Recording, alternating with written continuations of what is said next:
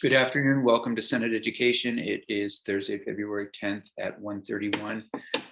We are going to pick up our work on S-139, an act relating to public school team mascots. We have Ledge Counsel Beth St. James with us, who is going to take us through a new draft, and then we have a few witnesses that are going to testify on the bill. So with that, Ms. St. James. Good afternoon, Beth St. James for the Office of Legislative Counsel. Does everyone have a copy of the bill in front of them? You can find it on the Senate Education website. Okay. Everybody so this is okay. Seeing. All right. Go ahead. Thank you. This is a strike all amendment to Senate Bill 139. This is the second strike all amendment you've looked at. This is completely different than the first strike all amendment. And completely different from the underlying bill. This draft is based on the presentation and proposal that you heard on Tuesday from the State Board of Education. And the first thing it does on page 1 is just explicitly states at the very bottom there, lines 19 and 20, it adds to the State Board General Powers Statute, which is 16 VSA 164. Just a line that it gives them the authority to approve public school branding as defined in section 141 of this title, which is what we're going to walk through next. So moving on to page 2, what this bill does is add a new subchapter to chapter 1 in title 16, which is the general education laws. Administration generally is the name of the chapter. There wasn't really a neat place that already addresses this subject matter. So this seemed like a natural place to fit this in. It creates a new subchapter within this chapter entitled Public School Branding, and then a statute, which reads Public School Branding Approval and Guidelines. Starts by defining what is school branding. So we're on page 2, line 4. As used in this section, school branding means any name, symbol, or image used by a school as a mascot, nickname, logo, letterhead, team name, slogan, motto, or other identifier. Subsection B, school branding approval guidelines. Public school branding shall be approved by the State Board of Education. When granting approval, the State Board shall find that the proposed branding does not directly or indirectly reference or stereotype the likeness, features, symbols, traditions, or other characteristics that are specific to either Subdivision 1, the race, creed, color, national origin, sexual orientation, or gender identity of any person or group of persons, or Subdivision 2, any person, group of persons, or organization associated with the repression of others. This language is taken directly from the State Board of Education proposal. I have met with Chair Oliver Olson. He's seen this draft. I think there's some agreement that this represents what the State Board of Education was getting at. I do think, and I've indicated to Chair Olson, I do think that the terms associated with the repression of others is a very broad term and could potentially sweep in capture unintended people.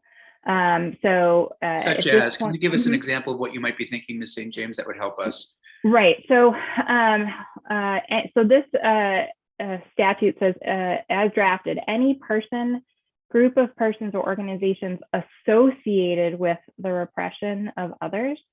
I think someone could argue that in a conservative reading of that language, that you're really talking about the group of people who are participating in the repression themselves. And then I think there could be another argument that, let's say there is a country made up of many individuals, and that country had a part of their history was repressing a certain group of people associated with the repression of others. Are we sweeping everyone with that nationality into that category? Or is it the subset of the folks in that country who were directly involved in the repression of others? It could go very, very broad. I think every country, depending on who you are and your viewpoint, could have a history of someone could view some sort of history of repression there. And so I just wanted to flag this as a potentially overbroad term. Okay, thank you. So we're on page 2, line 16, subsection C, approval process. School boards shall submit proposals for school branding changes to the State Board of Education for approval. So this is statutory language. So this would be there on the books if it's enacted going forward. So if anyone, and there's a bit of session law to get to school mascots that are currently being used when this law were to go into effect. But thinking into the future, any school branding change would have to go to the State Board of Education. So proposals from the school board shall include second and third choice branding options. The State Board shall provide residents of the school district an opportunity to be heard and may, in its discretion, take testimony from other individuals. In its review of the proposal, the State Board shall consider the historical context of the proposed branding and issue written findings approving or denying the proposal consistent with subsection B of this section, which is the guidelines we just went over. Page 3, line 3. This was not in the State Board of Education proposal, but I added it based on some of the comments and discussion that happened after the State Board presented. And that is subsection D, recognized Native American tribes. This section shall not prohibit a Native American tribe recognized by the state of Vermont pursuant to 1 VSA 853 from choosing to use Native-related school branding for a tribal school or from giving explicit consent for a public school to use school branding related to their tribe. Such consent shall be included in any proposal to the State Board. Thank you, Ms. St. James. Do we have any tribal schools in Vermont? I don't know that off the top of my head. Okay. But this covers it. Okay, thank you. And so that ends the statutory portion of this bill. Section 3 is session law and would address the school branding in place, assuming this law were to be enacted on July 1, 2022. This would be the process for State Board of Education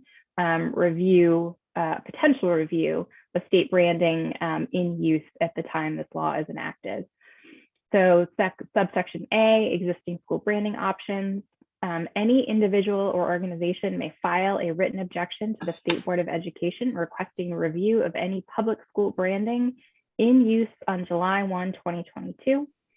Objections shall be filed not later than August 31st, 2022, and shall indicate how the school branding at issue violates, and then it refers back to the guidelines that we just went over in statute.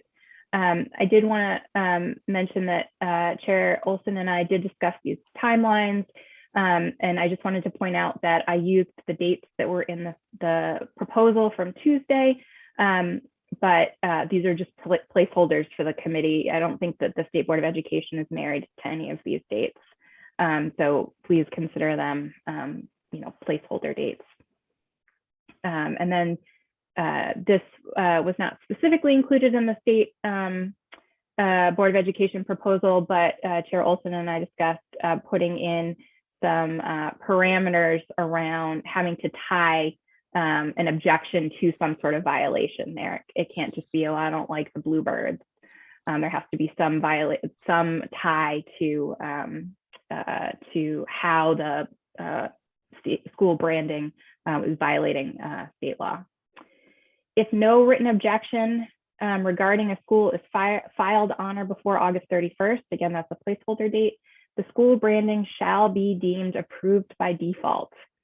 I think there is a small hole here where there's, in the realm of universal possibilities, while I think not very likely, it's possible that there is school branding being used on July 1, 2022 that could violate the guidelines that we just discussed above that no one objects to.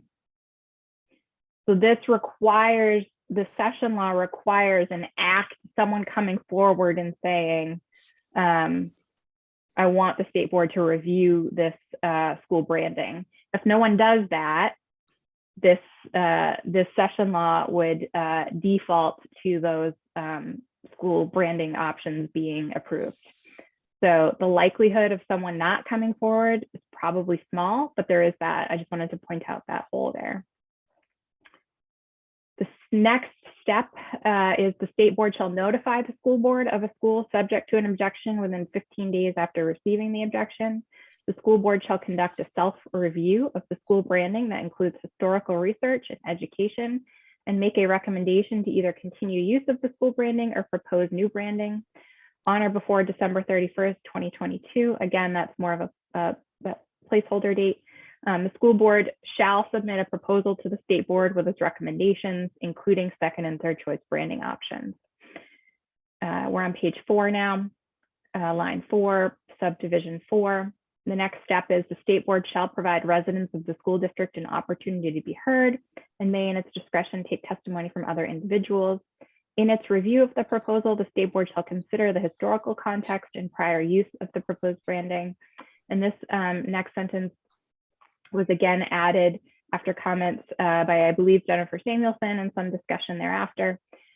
Based on the nature of the objection and school branding at issue, the state board shall also make an effort to consult with any cultural group or organization that may aid the state board in its review. The state board shall issue written findings approving or denying the proposal consistent with, and then again, that's referring to the guidelines above, which is subsection B in statute 141. And D is the carve out the exception for recognized Native American tribes. And the decision shall be issued on or before April 30th, 2023. If new branding is approved, it shall take effect on or before August 31st, 2023. Subsection B, we're on page 4, line 14, transition funding. This is in a recommendation in the state board proposal. Schools that voluntarily acknowledge branding that violates the guidelines and propose alternative branding that is approved by the state board may be eligible for transition funding to defray the cost of any structural changes needed to adopt the new school branding, billboards, school uniforms, letterhead, etc. The school district's proposal to the state board shall include an analysis of the amount of transition funding needed. The state board's decision shall include the final approved amount of transition funding. And then the agency of education shall administer the transition funding and shall consult with the state board as needed. And then the last section, second to last section is an appropriation with just a placeholder there of $1 for the committee to decide what to do with that. And then an effective date of July 1, 2022. So we're giving people how long to actually file their complaint or concern? So in the state board's proposal, which I did not stray from, and which I don't know, I hope that they're following along, but Chair Olson did want me to communicate that right now, based on that proposal, if the law goes into effect on July 1, the proposal is objections need to be filed by August 31st, 2022, so really just 2 months. But Chair Olson did want me to communicate that those dates they would support changing those dates and giving more time. That those were essentially the first set of dates put out there. Yeah, I think that certainly does make sense to give people more time. Senator Perchlik? Yeah, I think it's short as only 2 months, and also it's when school's not in session. So if there be any kind of students that want to get involved, and then I'd also want to know how we'd advertise such a deadline. Like if nobody knows about it, then you get kind of like the hitchhiker guide, story where a notice was posted, but if nobody goes by the notice, then you're not going to know about it. So I would prefer a much longer, at least to December 31st or something. So have part of the school year so schools can have this discussion. Also, while I have the floor, Mr. Chair, the requirement that they bring 3 different designs seems a little bit onerous. I think there's going to be a lot of work the school would have to come around to decide on what the new branding / mascot would be. So to say they have to do that for 3 seems pretty tough. And so I think, and it seems like there's a process for them to change it if the board says no. So I think we should just have them do one. I can see what the board's thinking is like, well, give us three, and then we'll just, if we don't like the first one, we can do the second one to truncate the process. But I don't think it's a realistic expectation. Yeah, I think that's a good move unless I see somebody objecting to it. I also think giving people until December 31st makes sense. People are in the school, they're having conversations. One question that I would like you to look into, Ms. St. James, is there something in law that we can pull from around how we notify people about other meetings? I know we warn meetings all the time. Is there language from that we can pull into this somehow? I know it's not a meeting per se, but are there other times in recent history where we have needed to notify people of certain things, and it's either in statute or we can, I'm just thinking even COVID, how have we successfully notified people, how the state taking on certain kind of notifications and information pieces that we might be able to use? Can I ask a clarifying question? Absolutely. When you say we, do you mean the legislature or just the state in general? I'd say the state in I'd say really, actually, unless somebody else wants to weigh in on this differently, we're just looking for an effective way to communicate this. I think Senator Perchlik's point's a good one. We don't want people to say, hey, there was only a notice on the bathroom door, or whatever. It really has to be. And I think we have things. I think there's something, the way we warn meetings might be a way to notify people about this. In other words, I think there's something has to run in the paper, or there is an actual process there, I believe, that we might be able to pull from. Ms. St. James? Sure. Yes, I'm too new, I think, to education law to just be able to say absolutely. So yeah. Let me look into that. Okay. Yep. Great, thanks. Senator Terenzini. Thank you, Senator Campion. A couple of questions, if I may, for Beth. On page 4, under the transitional funding. So if I'm understanding this right, if the state board determines, school A is in violation, and if they willingly cooperate or acknowledge that their brand is in violation, then they could be eligible for funding from the state to cover the costs of rebranding the school? Yes, this was taken directly from the State Board of Education proposal, and I would say that it's slightly different than the way you've characterized it, in that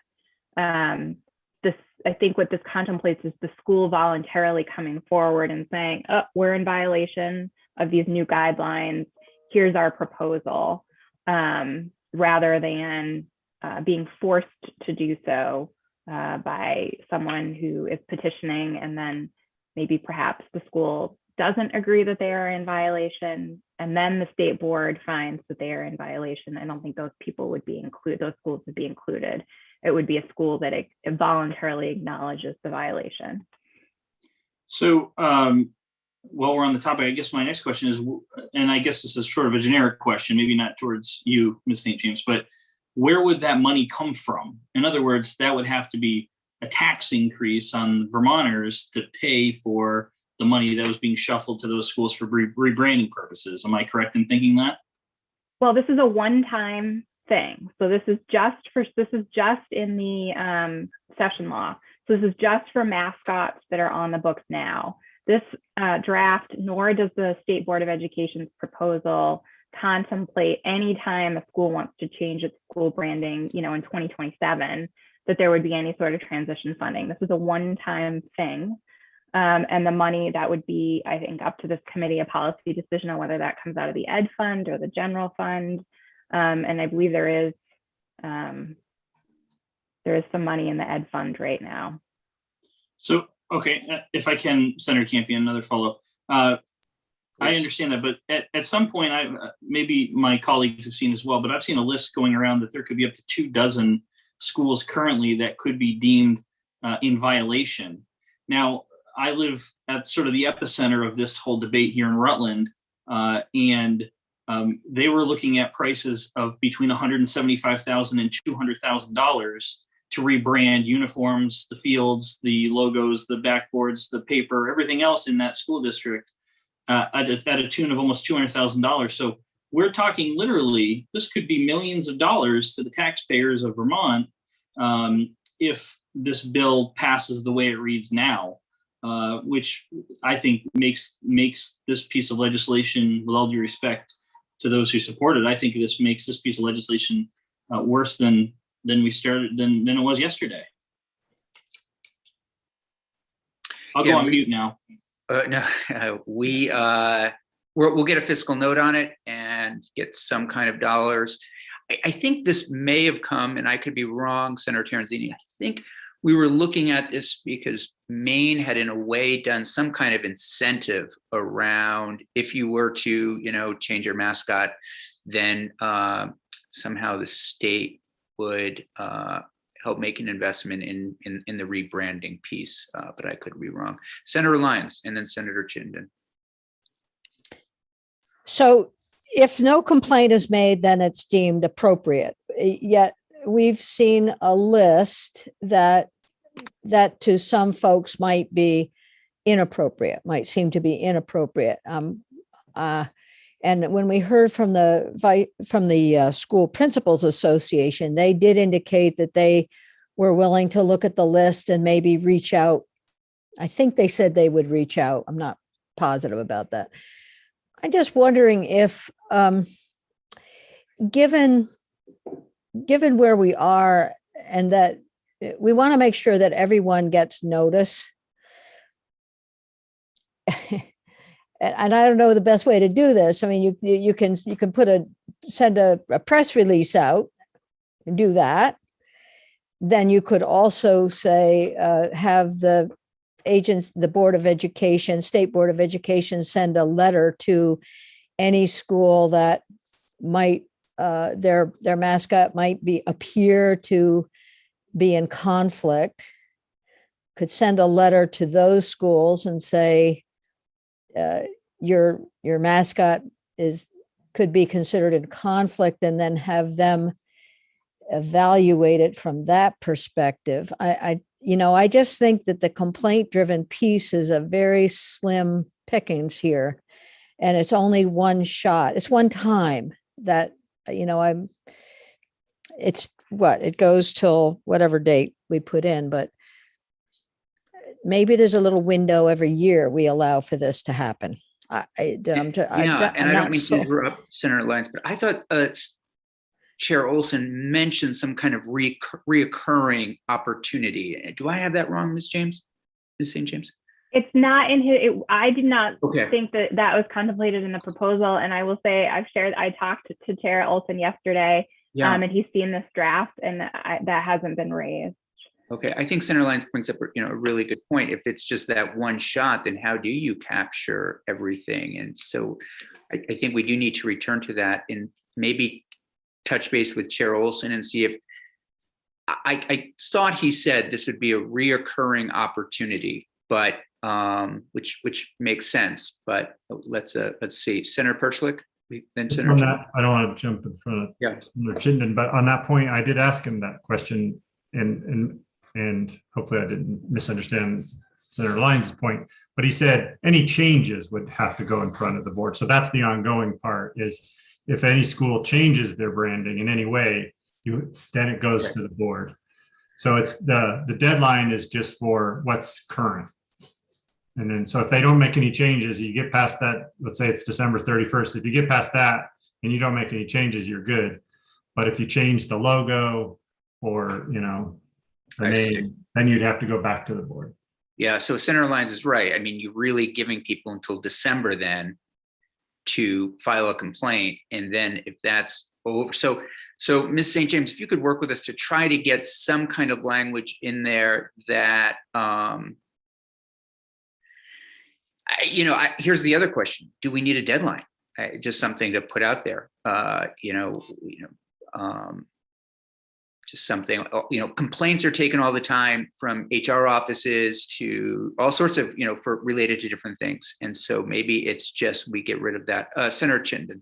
Yeah, I have 3 points to make. One, I agree with what you were just saying there, Senator Campion. If we just leave it open-ended, as long as we don't mandate the Board of Education have to do a bunch of stuff, they can triage those complaints and deal with them as they go forward. The other thing I want to make as a comment to confirm my understanding, and please, Elizabeth, correct me if I'm wrong, this is just public schools, so private schools, this is no jurisdiction for that at all. But the last thing I wanted to suggest was possibly some revised language to that point you called out on page 2, lines 14 and 15.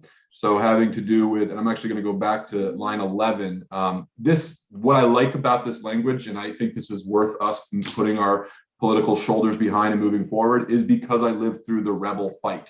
And when I see page number 14 and 15, I see that as really addressing and shielding our school boards from having to deal with what our community had to deal with. Some language I wonder, Elizabeth, if you think might thread the needle to where you think this is a little too vague and that it catches everything.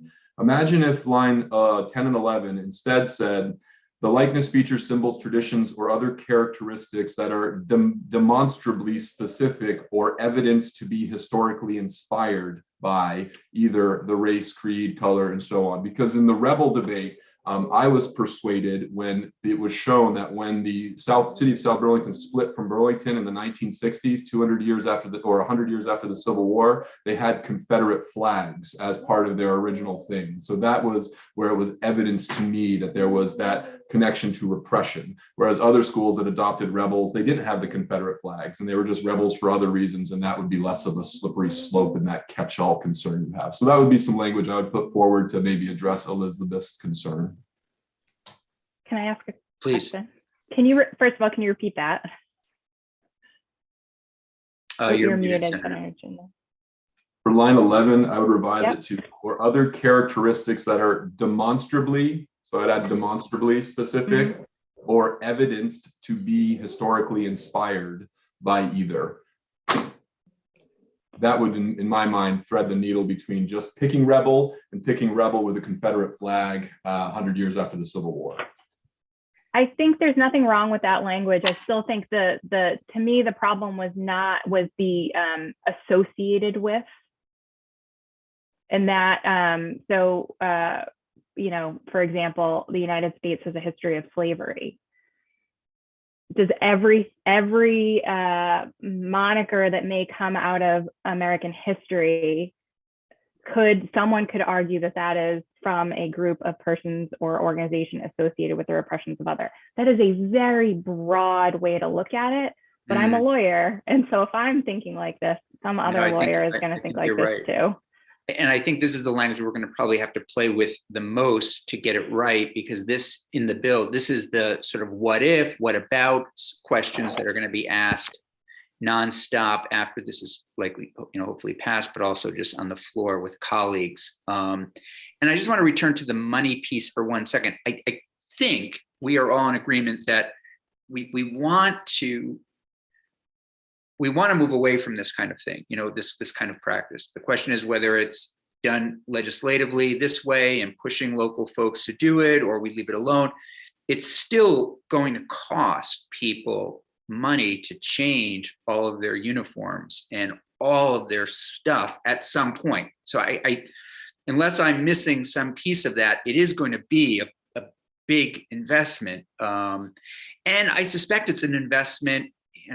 We could sit here and say, hey, gosh, I hope the uniforms that we're about to change are in really bad shape so that we actually, that they're not brand new, that this is a somewhat, additionally warranted time to make some changes. Senator Terenzini and then Senator Hooker. Thank you, Senator Campion. If we could go to the first page of the bill. And once again, I'll just say it, I've said it several times now. We've talked about this. This is not me championing the Raider cause or not. I'm Sure, just, sure. you know, Cheryl and I just live in this community, and so we see it every day, right? But that being said, I think that if you ask the majority of folks who are pro Raider in our community, I think there's very few that actually care about the Arrowhead. I don't think that is the driving force behind wanting to keep the Raider name. And as I asked Chief Stevens the other day, Raiders, and he acknowledged Raider is not necessarily a reference or a term for Native American people. It's not like the Cleveland Indians. That was obvious, you know, the Indians, right? But Raider can mean many different things.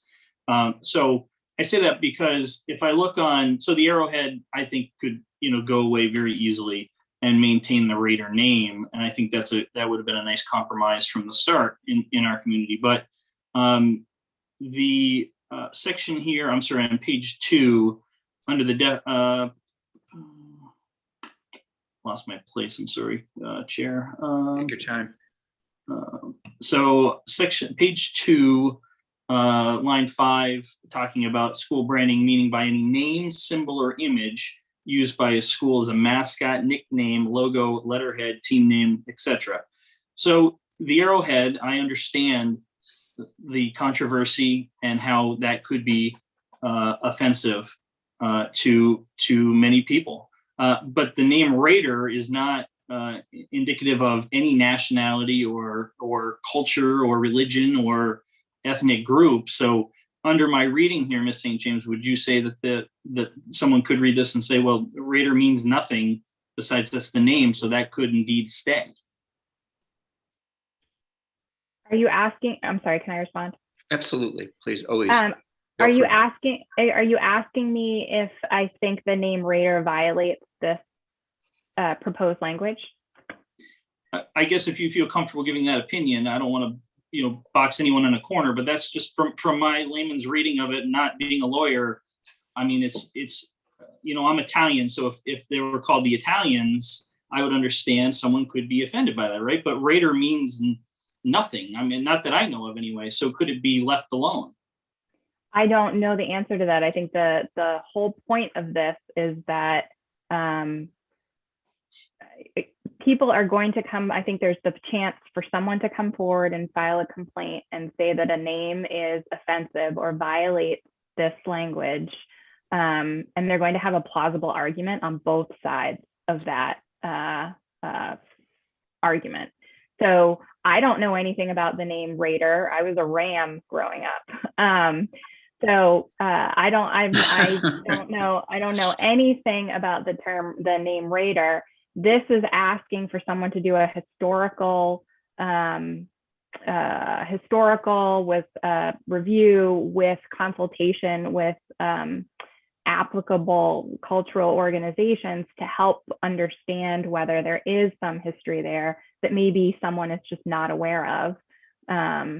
So I think there's going to be some examples that are black and white or as close to black and white as you can get. And there are going to be a lot of examples that are very gray, which I believe is the point behind the review process, where it's not just a rubber stamp. You got some of the states that have passed this legislation have had some organization do a review of all the mascot names and say, nope. And that's not what this is contemplating. So that's a very long-winded way of saying someone's going to argue that the Raider is not offensive and does not violate this law, and someone's going to argue that it does, and that's what the State Board of Education is charged with determining. Thank you. So I think if I may just jump in there, I think what Senator Terenzini is asking is what I think we all know what he's asking. And I wouldn't be surprised if people said, you know, if the state board said Raiders is okay, you know, if they dig into that history, you know, I'm just Googling it right now and trying to understand the word and, you know, you look at the word and you're okay. You know, again, they remove the arrowhead. What's a Raider? A fighter. And then it's quite possible they may say, yeah, there's no history there that would warrant a change, or they might say this compromise, removing the arrowhead.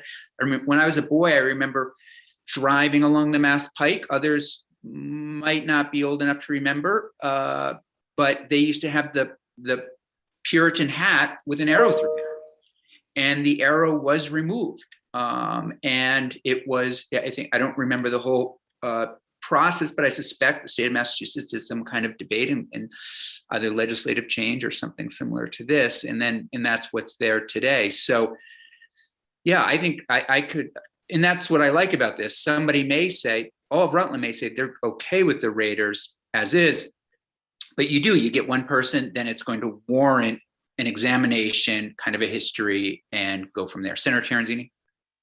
Yeah, I think you're onto something, Senator Campion. I just think that, the arrowhead, dump the arrowhead, and the Raider, you could put a symbol of a moose on the side of the helmet, or the banner or whatever. I mean, it could be Raider, could be whatever you want it to be. And I know I'm spending a lot of time on one school district because it's close. Well, that school district, so I think it's Right. good. I mean, it's similar to Senator Chittenden and Senator Lyons with South Burlington.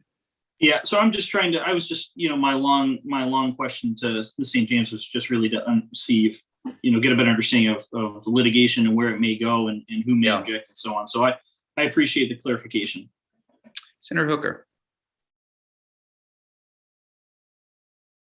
Thank you. I just want to go back to the money piece for a minute, and you alluded to it as well, Senator Campion, but just to clarify that the transitional funding wouldn't necessarily be to pay for the whole transition.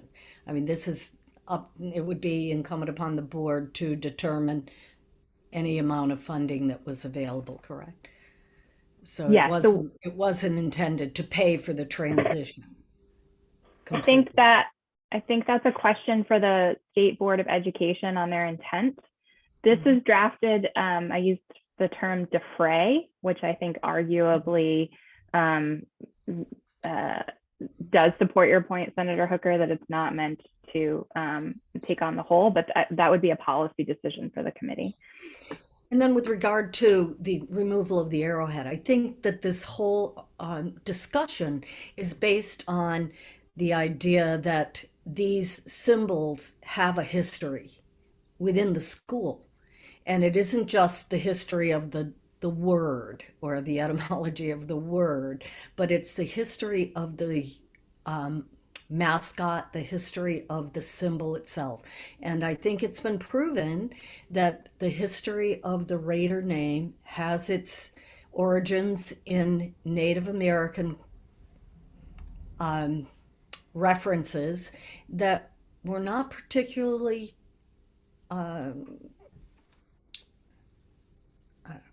Complimentary. Sure the word that I want for it. This was not something that would bring pride to Native Americans, and I think that that's where the difference lies as far as changing the symbol and having that take away the sentiment that this was something negative, and I think. At Rutland, the symbol has been changed. It used to be a chieftain's head with, full headdress, and that was changed to the arrowhead. So I guess when I look at this piece of legislation, I see the state board taking into consideration the history of where the mascot came from, where the logo came from, and determining whether or not that is offensive. Yeah, and we're giving it to this quasi judicial board. Just the questions that we're all asking here now makes us all realize why we cannot do this on the Senate floor, nor in this committee. We are asking people, this other group, to really dig into the history. Before I move to Senator Lyons, quick question. I'm not sure if this would be for Senator Terenzini or one of our Burlington area senators, but have the uniforms been changed in any of your districts? Do you know? They have, Senator Shin. Do you have a sense of costs on that? I No, mean, but I can get it for you because that was a large part of the argument, but we had to rebrand and repaint the floors, redo Yep. everything to rip Okay. rebels out. And we're now the Wolves, go Wolves. okay. Senator Terenzini, have they made us taken a step yet on the Well, I Raiders? think I think, and Senator Hooker can also help, but I think they started to make a few small changes. But a lot of the uniforms already, like if I'm correct, the football helmets, for example, didn't have an arrowhead on the side of it anyway. It's just it's a big R. So Okay. a lot of the branding in Rutland is not necessarily consistent. Not everything you see is an arrowhead. Not everything you see is Okay. the R. It's sort of piecemeal. So the R could stand for Rutland, the Ravens, Raiders, whatever. Okay, thank you. Yeah. Senator Lyons. Right, so I'll add to that and then I'll make my comment. So a few years ago, our local high school also decided to make a change, and it was based on citizen interest, moving from the Crusaders to the Red Hawks. And the funding did become a big discussion, but people chipped in. So there was money raised, and then also through property tax. So it does happen. There wasn't any state appropriation at that point, so it does happen. But my comment is going back to the line 14 on page 2, the associated with issue, and wondering if there's language something such as identified as causing repression, or has caused or causes repression. So we get rid of that associated piece. I don't know if that works. I'm looking at our lawyer. It's certainly more narrow. Okay, and that's what we're trying to do. Okay. Okay, we have 4 witnesses now, and we have I've asked that we take a little extra time, but we do have another group coming in, but I'm hoping for the next 20 minutes we can stay on this topic. Ms. Dao, thanks for joining us. If you would please introduce yourself for the record, and the floor is yours. Thank you. My name is Judy Dao, and I am an educator and the executive director of Gidakana, a Native organization that works with women and their families to self-determine a good path in life. I have degrees in Native Studies, education, and teaching for social justice. I've been a teacher for over 35 years. I'm going to read what I want to say so I can stay within the time limit. I hope you don't mind. Not at all. I also serve on the Ag and Ecosystems and Subcommittee for the Climate Council, the Vermont Natural Resource Council Board of Directors, and the Nellie Mae Educational Foundation Advisory Board. We have a Gidakana board member who serves on Act 1 Standards Committee, and another board member that serves on the Burlington High School Board. And our other 7 employees are also active in various committees within their communities. I personally have taught over 7,600 students during this last year of pandemic in K-12 and through college. And on an average, I teach at least 5 teacher trainings per month in just Vermont alone. We reviewed children's literature as part of our One Shelf book project, in which we give at least 50 books to school libraries where we see racial and mascot issues. Our goal is to help these schools learn about us in a positive way. These gifts are well received and appreciated. We gave books to over 150 Vermont schools in the last 2 years, and more to other schools throughout New England. Teachers are starving for resources and direction. They need models to teach Native studies correctly. Let's give them one they can believe in. Their days are filled with COVID and absenteeism that is uncontrollable. Let's make their days easier by not making an environment where they have to fight over mascots too. The current research shows that the further away from knowing Native folks you are, the more apt a school is to have a mascot. This year, we received the Solidarity Book Project Award as part of Amherst College Bicentennial Celebration for our literacy program.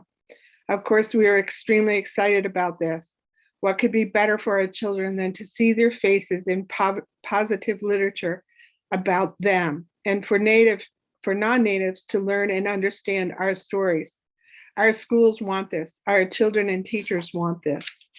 Yet, once again, we find ourselves faced with the mascot story. I thought people would have learned the many lessons of mascots from a long ago. People tried to fight the battle with opinions. The facts are that racist mascots harm all students. These are our most precious gifts. How can we not protect our children from this harm? Native children develop psychological traumas and sometimes physical traumas from being bullied.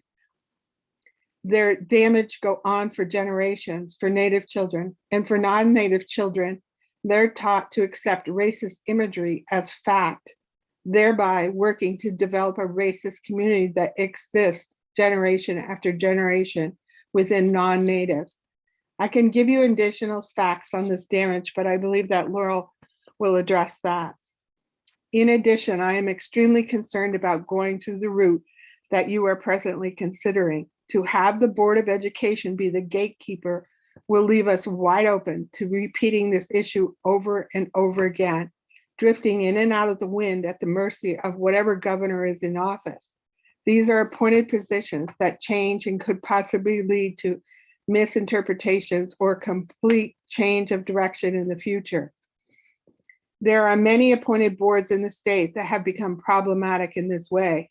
Having the public give input would also continue to lead to more division and lengthen the time for this to be addressed. I believe the legislation should pass a law banning racist mascots, explain the things in the bills they should do and not do, and if the schools do not follow through a certain timeline, then the Department of Education will be responsible for withholding a portion of their educational funds. The longer they go without correcting the mascot issue, the greater the loss of funding. As you know, Maine just banned racist mascots and imagery, and now are having problems with following through with this law because there's no stick in which to enforce it. They never prepared for the creation of more racist mascots after the bill. Please consider this opinion, one that other states have used. Our children need something to change quickly and have this never become an issue again. We must model the proper behavior for them, or we will be responsible for creating children that do not understand racism or white privilege. Remember, we are people and should not be objectified as a mascot. Would you want this for your children? And I want to thank you, but I also want to make comments to Senator Terenzini. Did I say it right? Terenzini. As you spoke today about the Raiders, and Senator Chittenden spoke about the rebels. Senator Chittenden's comments about the rebels became to light with him when he became aware of the Confederate flag. And I think if you look through the history, as Senator Hooker said, you will see this strong historical connection to Native Americans with using the word Raider. And so, yes, people will be on both sides of that issue. Thank you, Ms. Dao. I do think you may have made our point a little bit by putting this to the state board, simply because, remember, what we're trying to do is not always get just the ones that are obvious. We want people to be able to file a complaint if it's not particularly obvious. And so that is going to take, you might have something that I may walk by and think, oh, that might be okay. But somebody else may find it offensive. This gives them an opportunity to bring it to the state board and then actually have them dig into the history and help people perhaps like me and others that may not have found it offensive to realize the history behind it. Secondly, I would just say we have had a lot of debate around sort of carrots and sticks. I think it's safe to say this committee does not want to jeopardize the education of children. We would not hold back any kind of funds, nor would we prevent kids from participating in sports because adults aren't sort of getting their act together, if you will. So those kinds of things we find, I think, harmful. Well, and I'm not saying that I want you to not use the Board of Education. I want you to go to the Department of Education. Have them deal with this. I see, the Agency of Education itself. Right. Okay, thank you. Because the Board of Directors change all the time. Right. And that could leave it wide open. And I don't think you should be going through that process with them. Got it. Thank you. Questions for Ms. Dao? Terrific. Hopefully you will submit that testimony if you haven't done so already to Daphne. Senator Lyons. Actually, I do have a question, and I don't know if you have looked through the list of mascots through the state and you yourself identified those things that are problematic from your perspective. Have you done that? Have. Yeah, I have. And I've seen that issues that you're all talking about. So Leland Gray has the rebels, but there's no connection to the Confederate flag as there was in South Burlington. Right. And then you have the galloping ghost in Rutland who looks like a Klansman riding across on the back of a horse. Mhm. So I've seen all that. And the longer you leave it open for discussion, the more division is caused. There needs to be a clear, well thought out plan that what we need to do and what we don't need to do, so that it limits input and discussion, because it just makes it longer and longer and more painful for folks. Thank you. And I think, one of the decision points, you raise an interesting point about having the agency do it instead of the state board, and we can certainly consider that. Senator Terenzini. Yeah, just to clarify one thing that Ms. Dow said. Rutland, we have our own controversies. We don't need the galloping ghost. That's Randolph, not Rutland. So. I know that. I know Okay. that, and I'm Okay. sorry, but You said Rutland. He's tongue in cheek there. We're just, yeah. Okay. Well, Yeah, thank but you. the issue I'm trying to make is this isn't a local issue. We have children everywhere in this state, and it doesn't matter where this topic is brought up. What matters is that we address it quickly, because we're hurting all children. Yeah, I agree. And that's what we too are hoping to do. Senator Chittenden. Judy, I completely agree. We need to address this. As for the speed of addressing it, and in my elected roles, and I've had them in different organizations, I found that the harder and faster you push on things, the more friction you create, which it doesn't mean that I want to just slow roll this. But what I like about what's being put before us here is I think it's a thoughtful process that puts it to a quasi judicial body that can do what you're describing on what I would argue is the fastest timeline possible to make sure everybody feels like they're heard, which I often find is to be important as well. I agree with you about the importance. I fully support moving this forward this session, but I'm concerned if we were just to draw a line in the sand and enact a hard and fast rule effective date, then it's only going to create more and more friction, more pushback, and that won't actually get us to where we need to be to educate people as to why this causes harm. But that's where I am on this.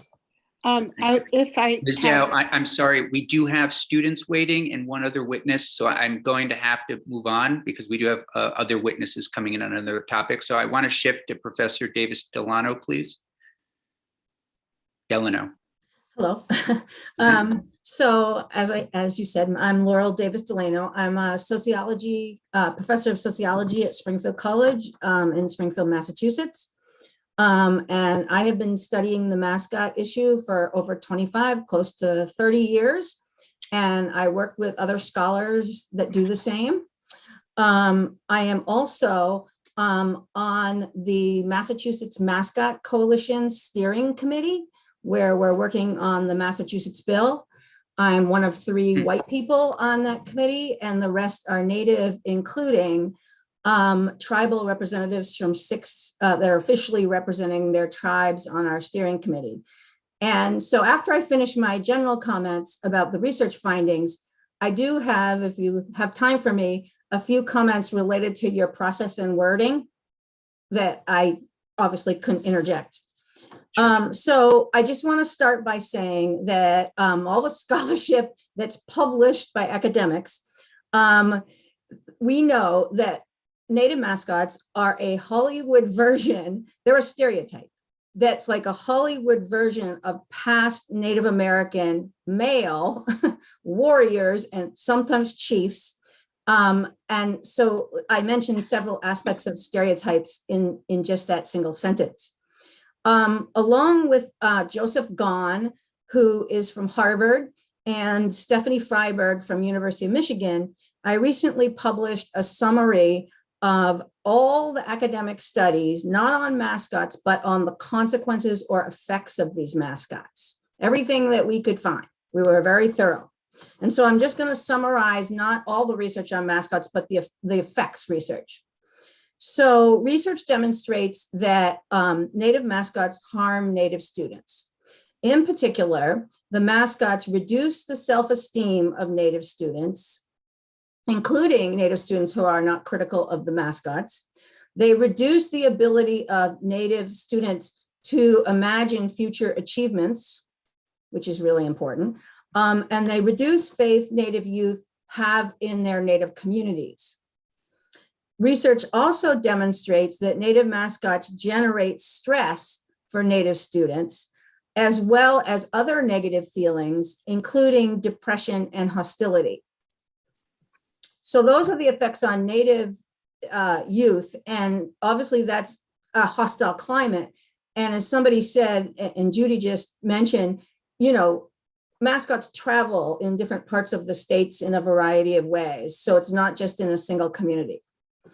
There's also research about the effects of Native mascots on non-Native people, and these effects eventually affect Native people. So firstly, among non-Native people, these Native mascots are associated with negative thoughts and stereotypes about Native Americans. So even though people are saying, you know, we're honoring Native people, the associations and implicit bias tests show negativity. When non-Native people are exposed to Native mascots, this increases their amount of negative stereotyping of Native Americans. And in one study, negative stereotyping of Asian Americans. Even though Native mascot supporters claim that they're honoring Native people, and Native mascot supporters are more apt than Native mascots opponents to hold prejudicial and stereotypical ideas about Native Americans. And also non-Native supporters of Native mascots are less apt than Native mascot opponents to support the interests of Native people, a variety of types of interests, like supporting tribal nation sovereignty and so forth. And there's two studies that show that Native American mascots among non-Native people can have the potential to increase discrimination against Native Americans. So not only do Native mascots create a hostile climate for Native people, but they're just not educationally sound for non-Native youth because they're associated with all of these things that I just mentioned.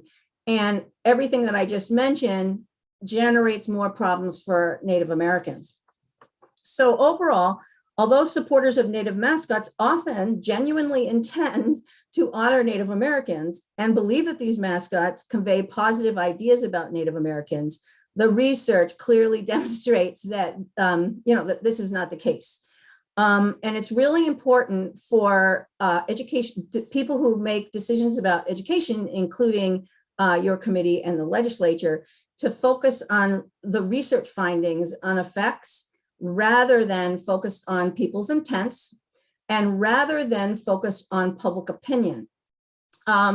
So most people in Vermont, as you all know, are not Native American, and most people in your towns are not Native American.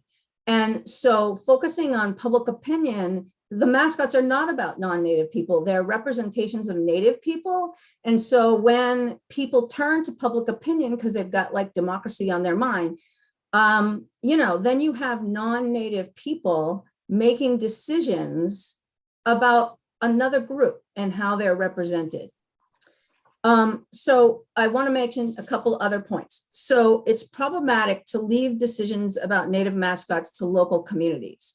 And there are two main reasons for this. One is public opinion in almost all the towns that have Native mascots, there's more mascot supporters than mascot opponents. Second, when these struggles happen at the local level, and we've seen this all over Massachusetts and the country, okay, it creates a hostile climate for Native Americans to be around this, not only the mascots, but like listen to what people are saying. That often, you know, defenders of Native mascots say stereotypical things. Native people can face harassment. And also in your own state, school board members can face harassment, and so can administrators. A couple more things. So the largest body of Native American advocacy group is called the National Congress of American Indians. And they are the largest and most representative body in the US representing Native Americans. They represent over 200 tribes, the majority of people. And they have been working to eliminate Native mascots for over 50 years.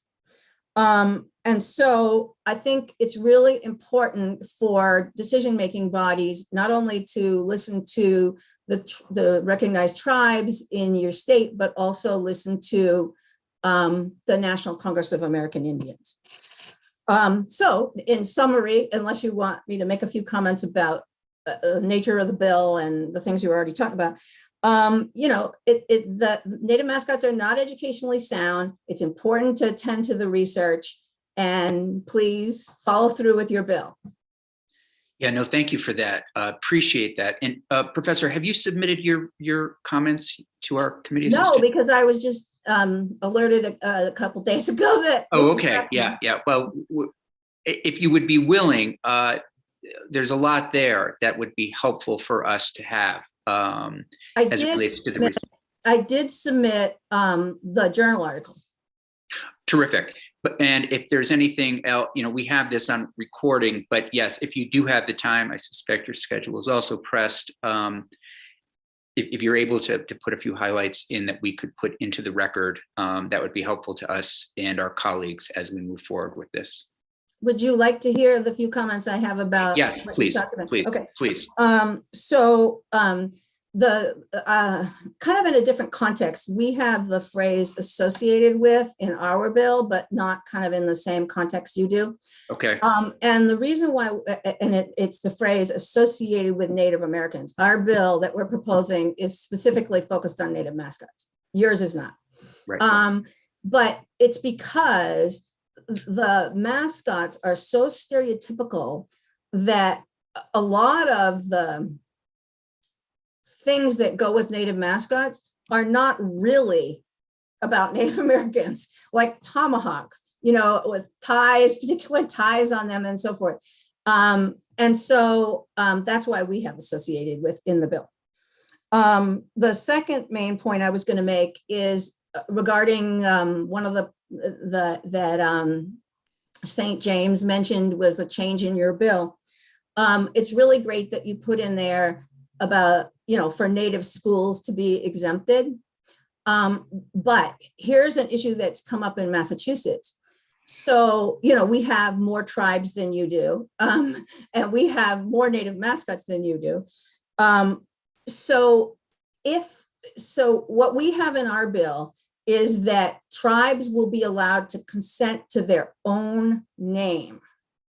Because if you've got a tribe that consents to, say, the Indians or the red men or something like that, that affects all the tribes that have not consented because they're under those labels, Indians, red men, okay? Mm-hmm. In contrast, if a school decides to call themselves the Mashpee Wampanoag, okay, then that seems like it should be under the control of the Mashpee Wampanoag versus these generic Indian like names.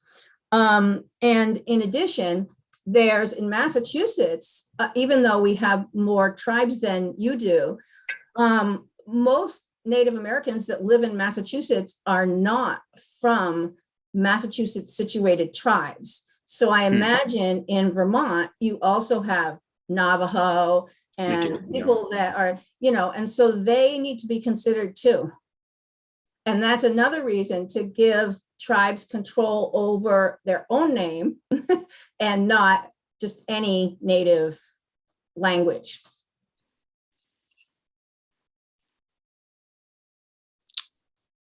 Those are great points. And it's great that you're working on this in Massachusetts at the same time. As we get close to finalizing the bill, we actually may have you back. It's helpful, that you're going through a very similar process, if you will. Mhm. I am going to just request again, because it would be incredibly helpful, particularly those edits that you are suggesting to our bill. If you are willing to write those up, that would be much appreciated. Okay. Sorry, I'm sorry. Did you have anything else related to the bill? Mm-mm. Questions for Professor Davis Delano? Senator Hooker. I'd like to know what's in the Massachusetts bill. So if you could send us a copy of that bill, that would be great. Thank That you. would be great. One, there's lots of differences, but one difference is because of tight budgets, we thought there's, more opposition to the bill in Massachusetts because there's more native mascots and legislators are connected to those towns. And so we didn't think we could get the bill passed, even though we would have loved to have fund it and do it real fast. We have a phase in. Okay. in How our long? bill. What's the timeline on the phase in, just to give us a sense? There is no timeline. And Okay. we, in fact, mascot opponents, other than us that helped write the bill, they would like there to be a timeline. And we are not opposed to a timeline. We're not opposed to economic sanction like Judy is advocating. But we're kind of realistic in terms of what could get the bill passed. And so the phase in is whenever you buy anything new. I see. Wow. Okay. So that could take a long time. You could have people running around, honestly, on a sports team. Yeah, I know. It's not good. Yeah. It's not good. It could But take 20, 30 years. Yeah, they're not allowed to buy anything new, right? Okay. And they have to change their mascot. Okay. But it's not going to cost them. And except for in kind of expenses as they come along. But you're right. And it's absolutely much better to make the change faster because the hostile climate's going to be there Right. while it's slowly phasing in. And that's what we are trying to do, is to make this go as quickly as possible. I just have to raise the question because Ms. Dao brought it up also. It's interesting. I think our committee has just been so averse to economic sanctions on a school or a school district because that would be really bad for kids. You're taking money away from kids. But it sounds like you're also looking at that, or you think that's a good idea. No, you don't. No, well, Okay. Actually, I like to get it done. If schools aren't going to do it, there has to be some kind of sanction.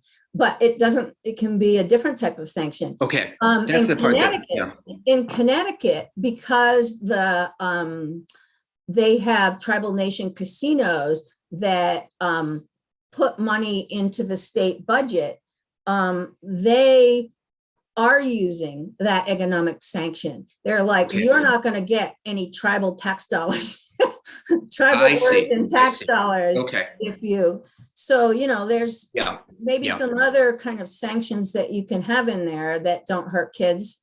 Right. Okay. I appreciate that clarification. Professor, thank you for being with us. We're going to hear from two students right now. If you feel free to stay on and listen to them, but we are grateful for you and Ms. Dao for having taken the time to be with us, and we'll be back in touch if we have additional questions as we make our way through the bill. Ms. Montgomery, am I pronouncing your last name Concha? Concha. Concha, and Ms. La Femina? Great to have both of you with us. I'm not sure who would like to go first, but it would be great if you would tell us, before you jump into your testimony, what school you're from and just a little background information. So any preference, or shall I just, Ms. La Femina, would you like to go? Sure, thank you. Great, thanks. I'm Isabella Femina, and I'm a senior at Rutland High School. I'm actually just of voting age recently, so that's super exciting. My position as a senior school board representative really drew me into this issue.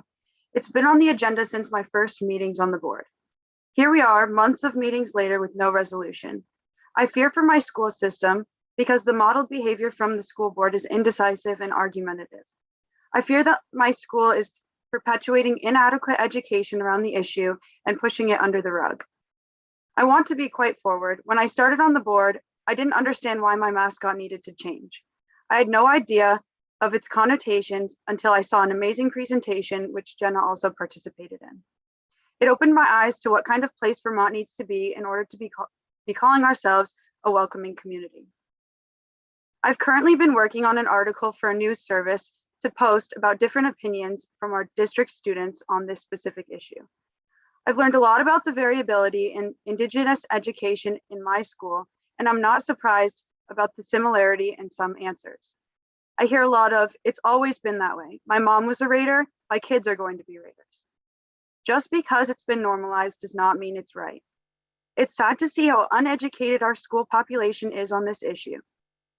There are athletes who are creating a bandwagon appeal that underclassmen cannot resist.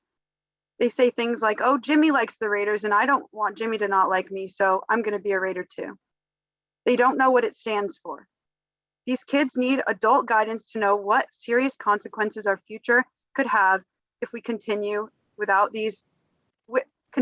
these forms of appropriation. I feel so strongly that my city school board cannot make this decision alone. In 2021, we became the Ravens. Our Raider supporters forced our board to spend hundreds of dollars to hire professionals to analyze whether the vote was taken properly. After it was granted a good vote, elections came and candidates ran purely on the stance of bringing back the Raider name. This past month, the board members have bickered, called each other names, and even said nasty things to students like me. And somehow we have circled back to the racist mascot. Recently, my school's dynamic has been far from pleasant. Months of fights and disrespectful language have brought us to this place. Are we Ravens? Are we Raiders? The students look to the adults that run the system, which I think causes the inappropriate discourse I encounter at Rutland High. If the elected officials act that way, then why can't I? No matter what someone's opinion might be on this bill, I think we are all in agreement about one thing. School boards cannot be the deciding factor for the Indigenous mascot issue. I appreciate every educational opportunity I've had through all of my school board drama, which I'm sure most of you have seen at least one screaming match, but I'm ready for it to be over. I think the local political groups have proven that they cannot handle this issue on their own. And I think that Rutland High School, or any school in our position, is ready to hand it over to the state government for assistance. I love to see this bill move forward because I don't want all of my hard work to be for nothing. I know anybody else in my position would say the same. More importantly, I want to see justice for Indigenous people in our area after years of being treated as only a mascot. Thank you for having me. Thank you, Isabella. You're a senior right now? Yes. Great, terrific. Questions at this point. Senator Terrence, you have two senators here actually from your district. You have Senator Terenzini and Senator Hooker. Senator Terenzini. Hi, Isabella, how are you? Good, how are you? Great.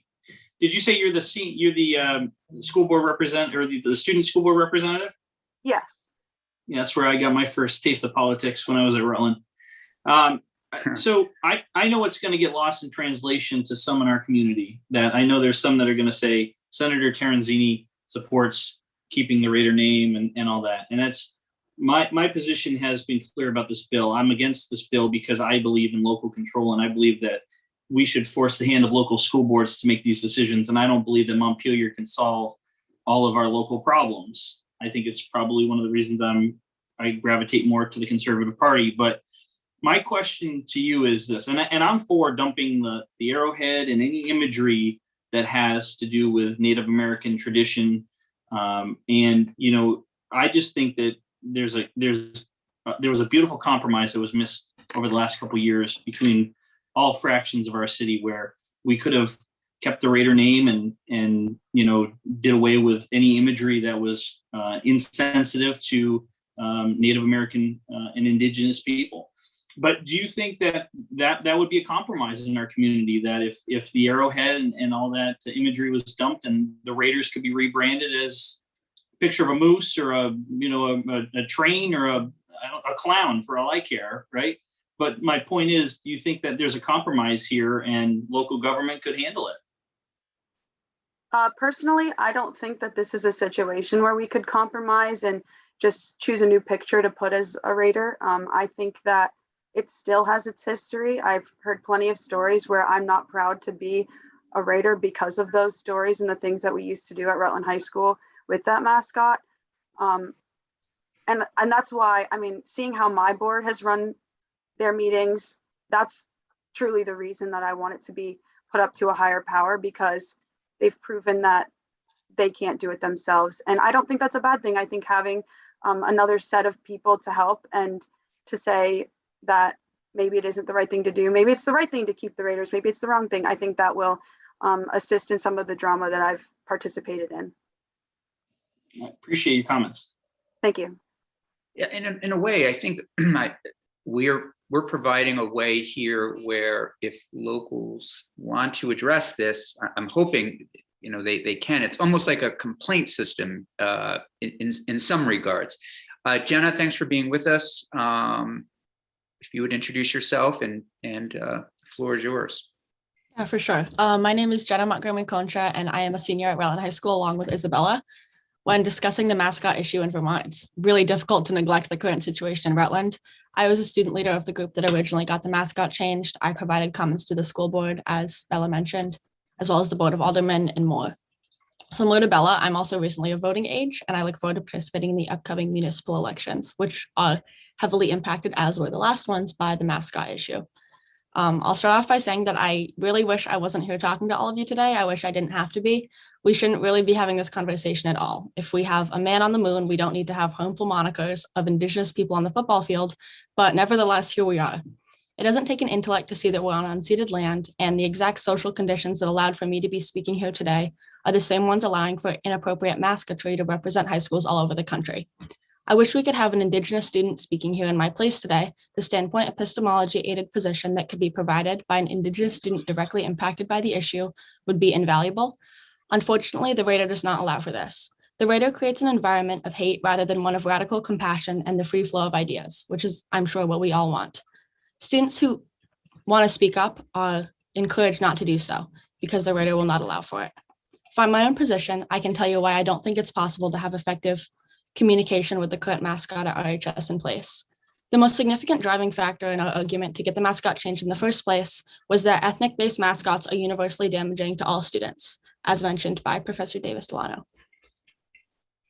The American Psychological Association and many other peer-reviewed studies back this claim. They say, quote, whereas the continued use of American Indian mascots, symbols, images, and personalities undermines the educational experiences of members of all communities, especially those who have had little to no contact with Indigenous peoples. It also states that such mascots allow for a hostile educational environment, and they firmly advocate for the retirement of such mascots effective immediately. It's important to look at both the intrinsic qualities of a symbol and the ones we gave it as a society via contextualization. A Raider is not inherently racist, but in Rutland, we've contextualized it through our own history to represent Indigenous peoples. We had a chief's head as our logo for quite some time, and news headlines and signs at football games from my mom's days at Rutland said words like Raiders scalp the Mounties, and other phrases directed specifically at Native Americans. For this reason, the word took on a unique meaning, perhaps not one that appears in the dictionary, but a meaning nonetheless. I've seen the social climate that the Raider has allowed for. A mascot representing a school is supposed to unite the student body, but how can a student body stand united when students such as myself are receiving death threats from full-grown adults because I tried to get a mascot changed? How can a student body stand united when people's opinions in completely unrelated discussions are reduced to their views on the mascot issue? Now, do not get me wrong, being pejoratively referred to as Raven Girl in random contexts is somewhat humorous, but it is not productive. How can a student body stand united when cheering at a sporting event becomes a political issue? We can't, and no one can. We see similar climates arising all over Vermont, from South Burlington to Rutland to Danville. If any of you have witnessed Rutland School Board meeting, as Isabella mentioned, you'll see that some school board members ran purely on the platform of avoiding the mascot. This is evident when you hear any other issues being brought up, because the group cannot effectively debate on the mascot issue or other issues such as teacher pensions, honoring middle schoolers who got recognized in prestigious essay competitions, or anything of substance beyond the mascot issue. The Raider allows for this. Our school board meetings have crumbled to something akin to young children yelling at each other and arguing at a lunch table over who has the best brand of fruit snacks. The Raider allows for this. Now, don't get me wrong, I am also an advocate for small level government similar to Senator Terenzini. I think that officials have a much better idea of what their constituents want when it's on a level as small as Rutland. But unfortunately, our governing bodies have demonstrated this is not an issue that they can handle alone. Our community has tried to turn majority voting to absolve minority issues, which at its core will not effectively solve the problem. When we're dealing with a marginalized group, it's likely that the social conditions allowing for this marginalization in the first place will not allow for said effective handling of said minority issue. This is historically unobjectionable. There's ample evidence to support the banning of ethnic-based mascots and little to none to support the contrary. The reigning arguments that we hear from the other side include the preservation of tradition and history. This I find ironic because our state in particular has questionable history surrounding our treatment of Indigenous peoples, having gained national attention in academia in the early and mid 1900s for eugenics programs that our own University of Vermont sponsored. And as for the educational argument, we have not had any formal education on Indigenous history when I have been in the Rutland school system, which I have been in since first grade. And if we had, we probably would not be having this conversation in the first place. And just a little add-on for the funding issue, the numbers surpassing $200,000 were, as far as I know, a rumor that was started at a particular Board of Alderman meeting. And to my knowledge, they have not been corroborated by any sort of financial analyst or accountant. Like I said earlier, I wish I wasn't here today to have this discussion, but seeing as I am, I'm happy to help in any way or contribute in any way possible by answering questions. Thank you, Jenna. Questions? Senator Hooker, please. I want to thank Jenna and Isabella for coming today and expressing their opinions. And I hope that you can send your comments to us Please. so that we can post them on our websites, please. That would be great. I'm impressed that both of you are involved. And this shows that we can all learn from each other, especially older generations learning from the younger. Thanks. Yeah, I just want to add my thanks on behalf of the committee. The two of you are incredibly articulate, obviously very bright, have very bright futures, and we're certainly excited to see where things go for the two of you. Senator Perschlick. Yes, similarly, I just wanted to thank the students for coming, and I thought they did an awesome job of shining a bright light on the school in that they were educated there, and they really represented well their education at that school, because from somebody looking from afar, because of those screaming matches at the school board, there hasn't been a good image of the school. But despite your criticisms of this debate, I think you represented your school well as being very intelligent and articulate on this issue. So I thank you for your participation in your community. I'm sure your teachers are very proud of you, and as are your parents. So thank you both. Do either of you have any other final comments for us at this point? You're welcome to stay on. We're continuing a conversation also related to possibly to schools generally, and that's on PCBs, but you probably have to get back to class. But I want to thank you both again for being with us. Terrific. Bye-bye. Thank you for having us. Thank you. Committee, last year, we're shifting to PCBs. Senators will recall that we really pushed for PCB testing in schools. It was at the end of the session. I think it's safe to say there was some opposition from the House to move in this direction at that point, but we were able to prevail. And today we're going to have an update on where things stand. And I think we'll start with the commissioner. Mr. Walk, good to see you in an afternoon committee. Nice to see you all. Thank you. Commissioner, if you would be so kind as to provide us an update of where things are and what's generally being found, et cetera, not being found, what you need from us at this point. I think we've all read about it in the press, but would love to hear it directly from you and your team. Great, thank you. For the record, I'm Peter Walk. I'm the Commissioner of the Department of Environmental Conservation, joined by Trish Coppolino, who runs our sites program within the Waste Management and Prevention Division, and Ted Fisher from the Agency of Education. We're all here to provide you with an update as to where things stand. Just as a sort of quick reminder as to how we got here. You may recall in the governor's recommend, he recommended the appropriation of up to $5 million for the testing of PCBs in schools as part of the environmental contingency fund. And then as Senator Campion mentioned at the end of the session, as the budget was being wrapped up, you added language that would require schools to test for PCBs that and then the monies that were provided to DEC would be there to support schools in doing that testing, that the obligation fell to schools and the state was providing support to that testing, those testing requirements. As you can imagine, that this is not a simple endeavor, and Trish and team, which also includes and sort of absent here today, and I apologize for that if we didn't share that they should have been invited, is the Department of Health have been a key player in this as well to understand how to roll this testing program out. We needed to get people under contract to do this work. And so we have just sort of launched and communicated to schools what that information needed to be. The other piece was trying to understand, as you may recall from the conversation last year, we didn't have a great sense of the number of schools that would be obligated to test. As you'll recall, PCBs were phased out in the late 70s. And so you set a 1980 and before either building or renovating date for that testing. And so we needed to understand what universe of schools that included. So there was a survey process that happened there. Obviously, I won't speak to AOE's broader work in looking at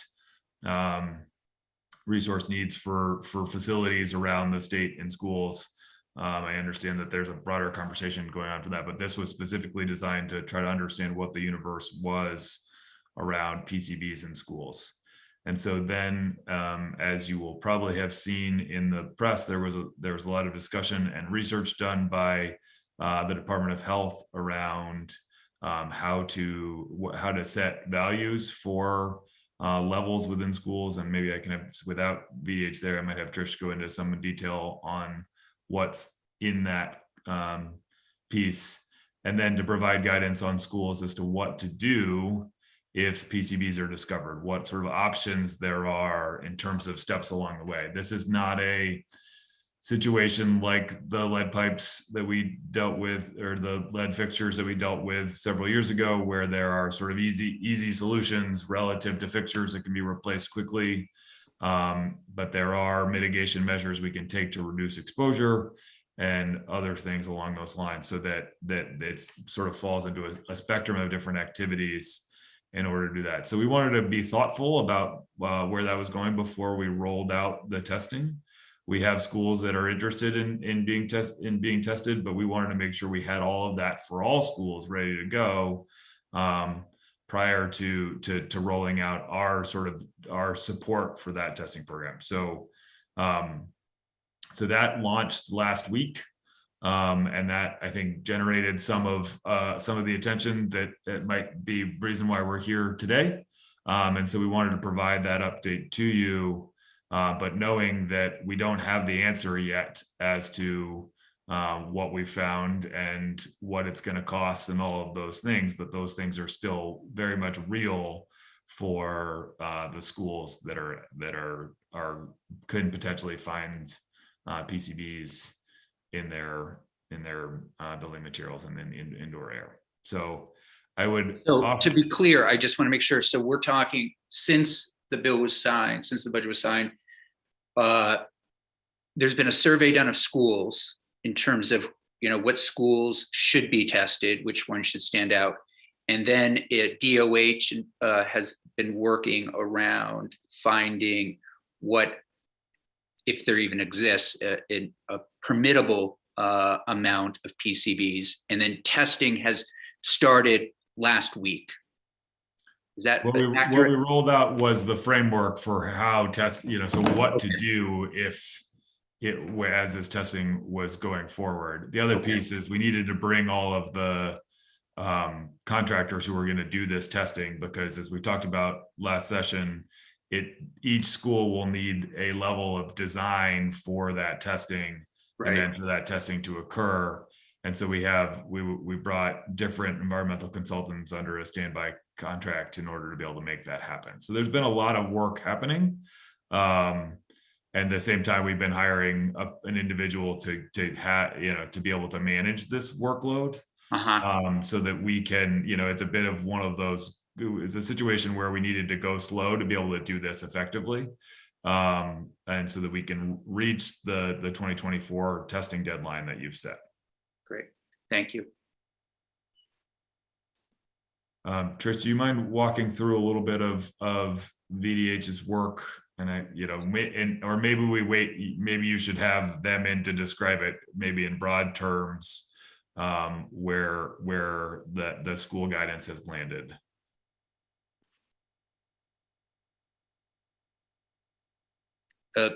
Ms. Capolino, were you going to read? Was that a question for Ms. Capolino, or was it? That was really a request, if she's able. Okay.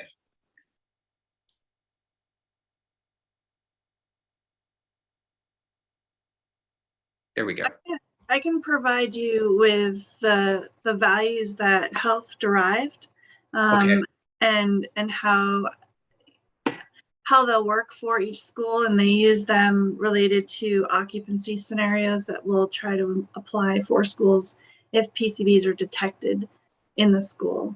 So based on some of the work that health did with DEC, they looked at different scenarios based on age to determine different concentrations that we're calling the school action level to apply when PCBs are sampled in indoor to determine whether or not work needs to be done at the school. And so they derive 3 different values for the schools based on age groups. So for pre-K, it was 30 nanograms per cubic meter. For age groups kindergarten to 6th grade was 60 nanograms per cubic meter. And for 7th grade to adult was 100 nanograms per cubic meter.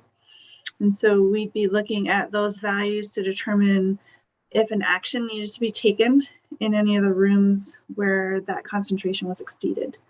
We also worked with the health department to look at different options for staying in a space versus not being able to use a space if you're above those values. And we provided that in an occupancy options document for schools to look at. And whenever we do any sampling at a school, those options would be provided in a letter to the school to understand what options existed, so that they could apply those as best fit to their school's situation. Then we also worked with the health department to come up with what we call the immediate action levels, which were concentrations that if they were exceeded, the space should not be used. And I'm not talking about the school as a space, I'm talking about the rooms that were sampled or detected above that concentration. So those concentrations that you just outlined, that's, and maybe we have DOH in to talk a little bit about this, but do you have a sense of how they're determined? I mean, Commissioner Walk and I have been in the thick of PFAS for a long, long time, and what is ideally it's no PFAS in your water. Can you just say something about what that process is like? How they derive the values. Yeah, something. I mean, I think Yeah. this is a great opportunity to have VDH in to talk about their work, because they really did a lot of research and looked at Okay. some national databases that are specifically related to school exposures, and to be able to understand how to derive these values. And I think it would benefit the committee to hear directly from them. That sounds great. Senator Perschlick. Sure. Two questions, and that is, these are air tests. This is just about the PCBs in the air. So the danger is breathing it in, right? Is that correct? Or is it more complicated? Those are air samples, the detections for air. And that's the danger of having children breathe it in. There isn't like a contact issue. There is a contact issue, so you could potentially touch a contaminated wall where there's contaminated dust on the wall, and then, as kids do, put your hands in your mouth or go and eat your food. The risk that we're talking about and that we're sampling for is in air. When health looks at everything, they look at all the different media in conjunction. And related to that can ventilation be a remediation, or is that kind of go to the level, like if it's above the immediate, then it's just like you can't be in the space regardless of air exchange rates. But if it's below, maybe a ventilation remediation is an appropriate measure, or is that a question for Department of Health? No, we came up with, there are multiple different options to mitigate. So that's just to understand the difference between mitigate and remediate. Mitigate is if you have something that's still there, but you're doing something to reduce the concentration. So creating more airflow in a space is mitigation. Covering up the material with a type of epoxy paint so it can't continue to off-gas is a type of mitigation. The remediation would be removal of the source of the contamination. So there are multiple different mechanisms that can be used to reduce the concentrations of indoor air in a building. Okay. And my second question, if I can, Chair, and that is, and maybe you were trying to answer this without being a direct link, but so what I hear from parents based on what they read in the press is there was a level that was set before we did the law, then we did the law, then the level got raised. So in just kind of simple forms, was that done by Department of Health, or was DEC involved in that decision? So the values are set by the Department of Health. Obviously, we've been working in close partnership across the board with the three agencies to work through how we're going to implement this program. But that we all bring different expertise to that discussion, and that is where the health department's expertise lies. And do you want to address that, Commissioner, at all? I mean, because that's the question that. Yeah, no, I appreciate that question. I think it would be, that's why it's important to understand the details. It wasn't we're going to have challenges and therefore we should check the value and raise it so that we have fewer issues. There's science behind it. There's risk-based calculations that go into it, that because we have more data to rely on at the national scale that VDH could use to develop those standards. That's good regulation.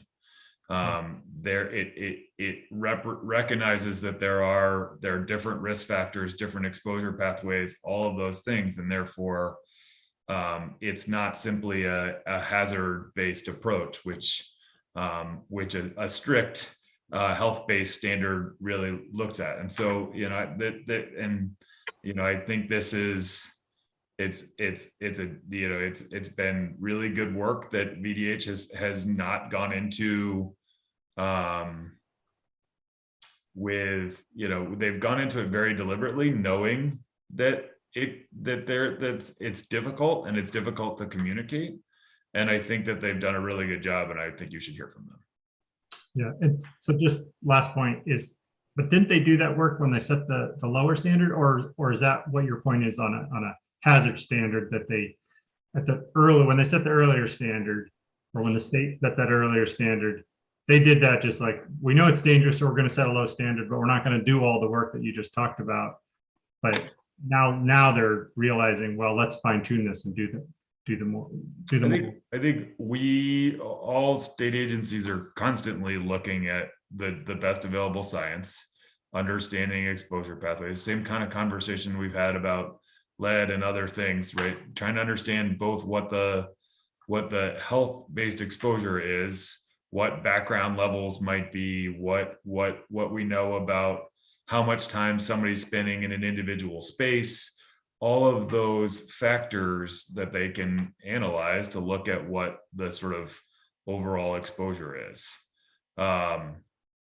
And Dr. Sarah Vos does a really good job of describing the sort of risk cup, as she describes it, as sort of all of the different exposure pathways that we've got, and making sure we decrease those risk exposures, and making sure the cup doesn't get full, but that there are different, ways to try to understand those pathways, so we can make sure that we're being protective of our most vulnerable, our youngest population, and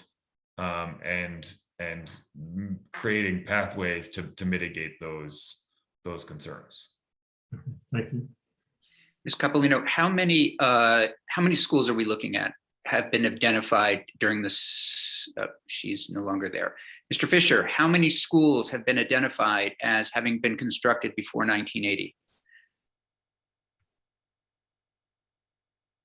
So I can answer that question for you, Senator. We predicted it was roughly going to be in the 300 realm, and that's about where it's come in. So you have a list of those schools. Would somebody forward that list to us so we can see it? I don't know who possesses it, but just forward it to our admin assistant. That would be great. And then my second question, not our committee assistant. It sounds like it's the air test, but it's not a contact test. Is there a reason for that I'm missing? Ms. Capolino? Yes, the way the way the changes were written into our definition of release, it's release of PCBs and building materials to air. So we are testing air to see whether or not the building materials are causing that impact. Okay, well, I think maybe, and when we have Department of Health and we can pull that apart a little bit, it sounds to me like, based on Senator Perchlik's question and some of the other testimony we've already had, we want to be testing also for contact. But Senator Chittenden and then Senator Lyons.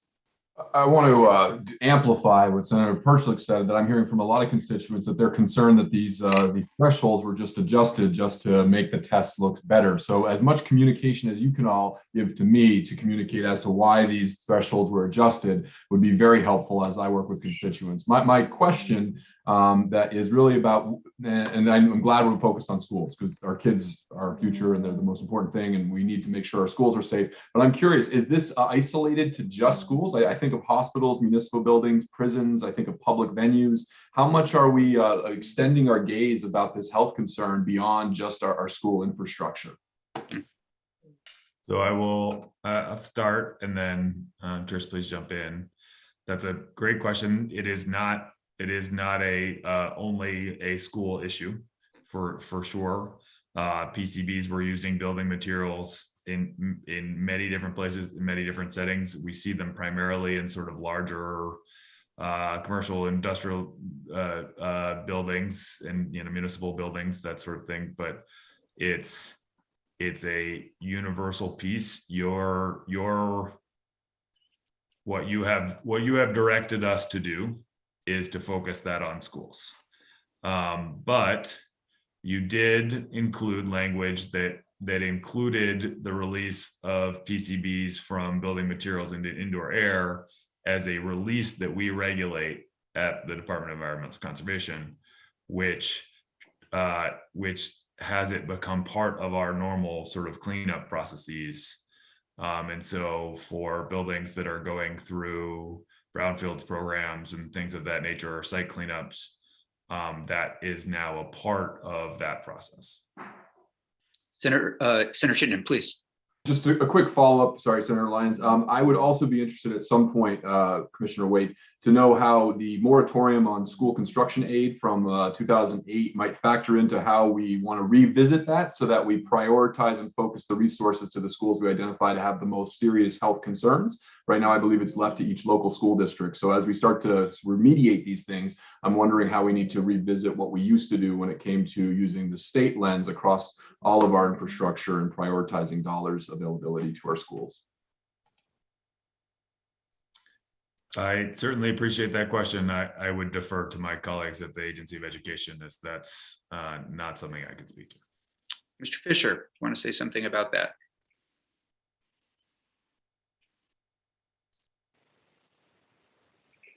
Good afternoon. For the record, Ted Fisher, Vermont Agency of Education. I'm the Director of Communications and Legislative Affairs and also lead the agency's COVID-19 response team. I'm very grateful and glad to be here with my colleagues, Commissioner Walk and Trish Capolino from the DEC. Specific to this question, I know that I would just want to note that the committee did some work last year on school facilities. This particular provision is from a separate bill, and those we sort of are watching these from where AOE sits and also from where our partners in this sit. These are sort of running on separate tracks right now, a little bit in terms of that we have a facilities requirement in the field, but we also have this requirement, which is a separate effort, as it were. I also just want to note, not wanting to make this into a tennis match, but I did note that there was a sort of a part of the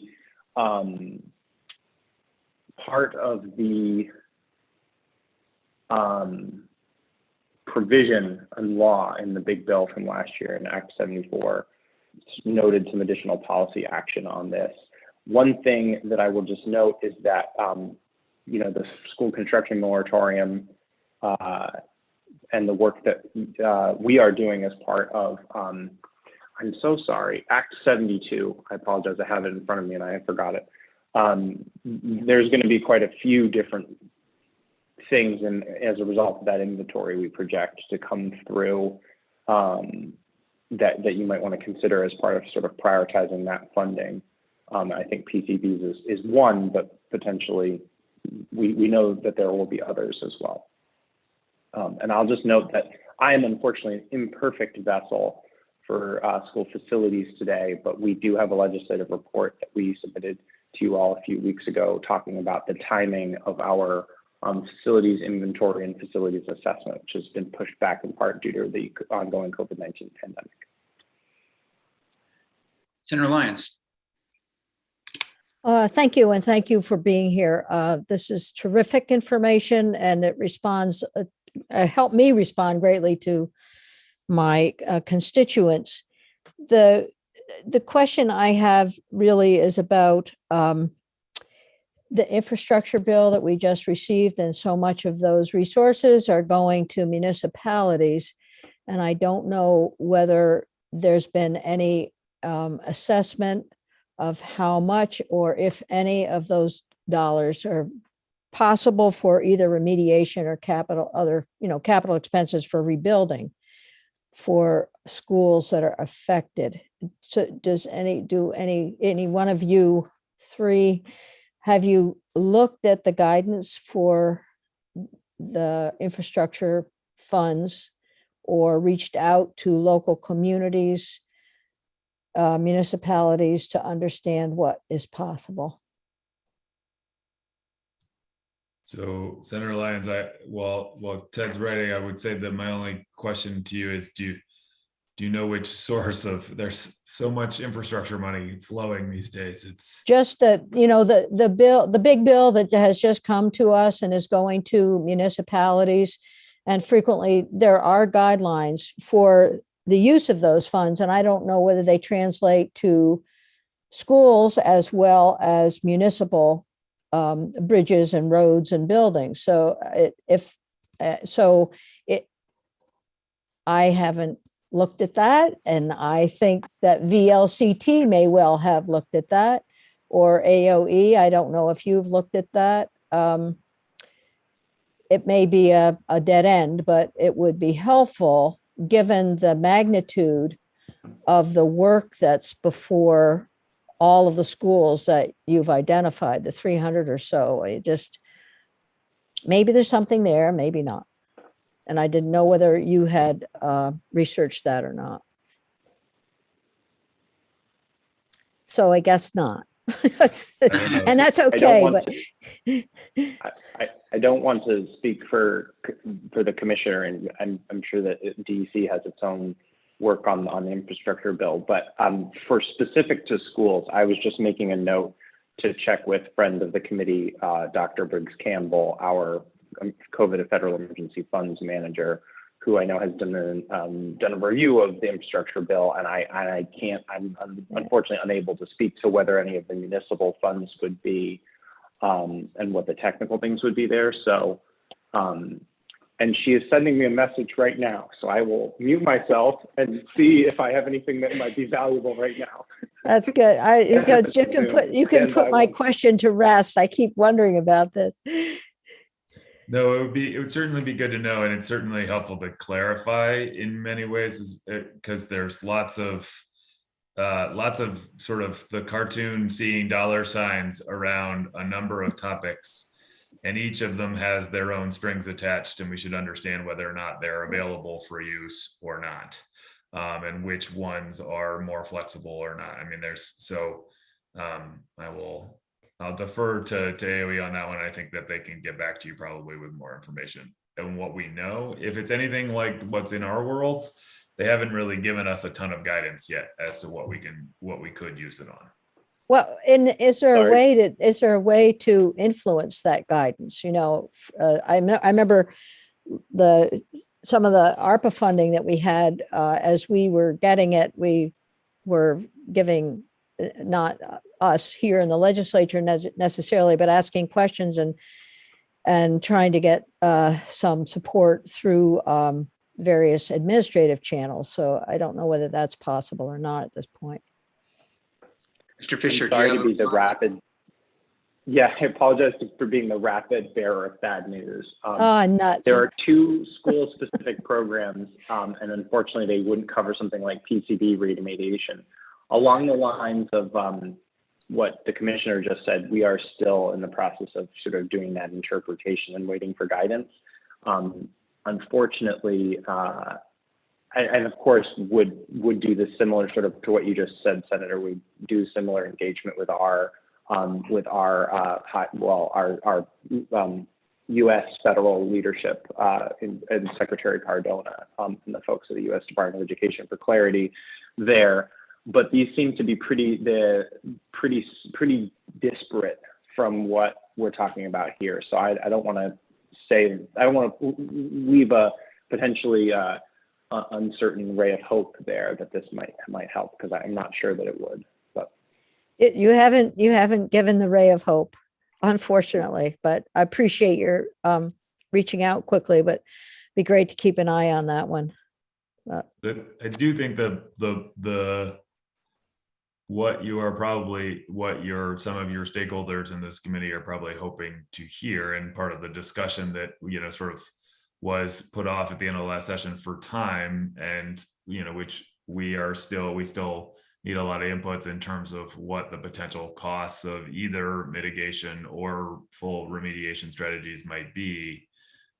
They're going to be real, and they're going to be challenging for school districts and for the state, depending on how that discussion around cost share goes. And so we have tried to create strategies in terms of the mitigation measures that help reduce the immediate cost burdens and create opportunities for schools to address things at lower costs, but it doesn't necessarily gonna do that in all cases. And we need to be ready for that conversation. And I think that's what you'll likely hear from some of your stakeholders. Thank you. So we have roughly 300 schools identified. That list is public, of course. What's the process at which you're going to choose certain schools over others, or is everybody same time, same day? How do you work that? I'll let Trish take over because she knows Okay. the details of this better than I do, but I just want to flag for you as a reminder, we are essentially acting as a contractor on behalf of schools for testing, not a school has an obligation to test. They can use our services for no cost. Yeah. But the obligation falls to them, whether they choose to use us, or frankly, if we run out of resources to complete all those schools, that may be a problem that we need to think about as well. But and I suspect you're going to get, you could get 100 calls soon. And so again, who's making those decisions around what school to go to when? Ms. Capolino, it looks like you have some thoughts on this.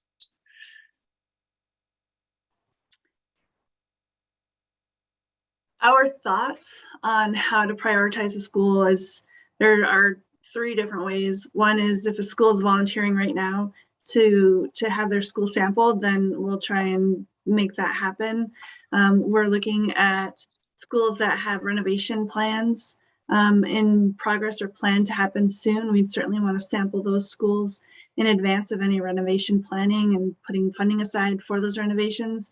And then we also want to look at schools that were built during the prime time of PCB use with the highest risk population, so pre-K schools. So prioritizing those schools. It doesn't mean that those schools will want to start and go first. And I think that's what Commissioner Walk was saying. We can't make them go first, but that is how we would prioritize those schools. So just so I understand, because we are going to get calls from constituents, sort of the on the ground piece is if you do get a lot of calls right away. So this is out there. In other words, it's been communicated now that things are ready to go. Schools that, those 300 roughly schools have been identified. It's now in the hands of the schools to contact all of you to do this test. If you get a lot all at once, what you just outlined will be how you'll prioritize certain ones. But we could have you back at the end of the session and we could hear that you haven't gotten any calls or you've been inundated, somewhere in between. I just want to be clear that we haven't written to all the schools yet to say, tell us now that you're ready to go. We're still going to be assigning consultants to different schools. And as far as I know, I have a meeting with a bunch of superintendents Monday to talk about this process also. So when do you anticipate, one of the questions will be, when will you anticipate being ready to roll, literally being ready to test schools that reach out? We could start soon. We have contractors in place and we're prepared to start doing that.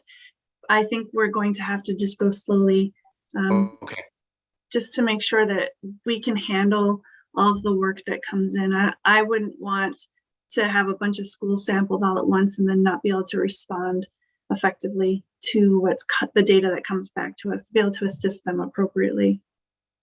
Well, in one of the conversations that we had last year was part of this is about parent notification, letting parents know that their children is in a school where PCBs at a level that is not acceptable to the Vermont Department of Health have been identified, and to let those parents know that. So just assure me that all of that's in place, that there is a process there, that when school is tested, something will go out, or is this something that you and the superintendents will navigate when you meet?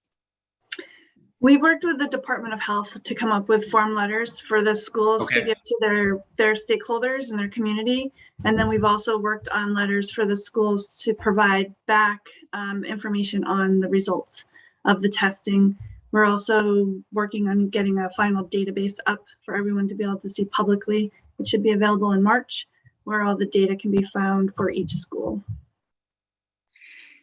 And I suspect, I look to the 3 of you, that we are not an anomaly. I mean, these buildings were built across the United States. And so I'm hoping, I suspect you're working with our federal delegation to let them know that this is going to be probably an all hands on deck looking for funds. But again, we're not going to be alone. that all the states are going to, and I think be addressing this, but prioritizing, children. Yeah.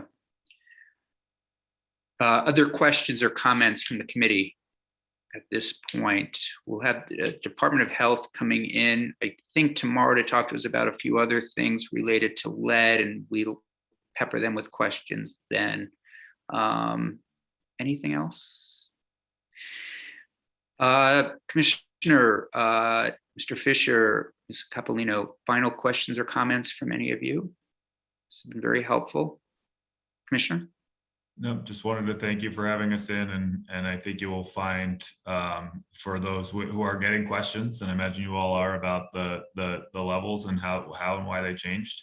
The health department will be able to answer those questions for you and walk you through those pieces so you can share those with your constituents.